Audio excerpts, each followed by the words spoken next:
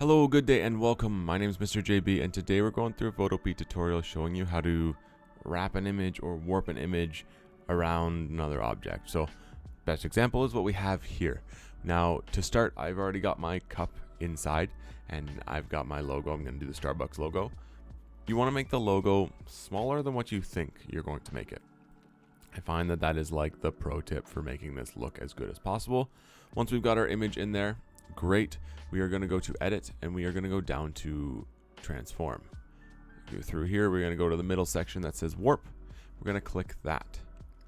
Now, when we select warp, we want to end up doing this split option right here, the crosswise, and we want to end up selecting our style, and depending on your object will depend on how you're going to warp this.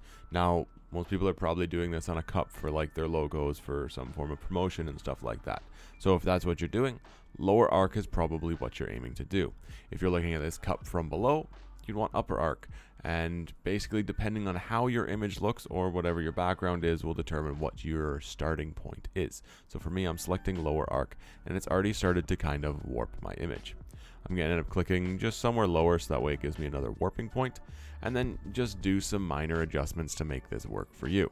Now, mine might not need a ton because I've kind of tinkered with this to figure out my placement on what works best, but you can adjust this to tweak and right to make it look proper for the angle that you have.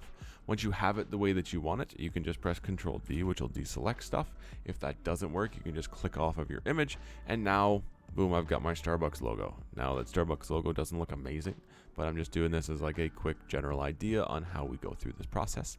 From here, we are going to select your logo or whatever your top piece is. In this blending option here where it says normal on the right hand side, you are going to select that and go down to multiply.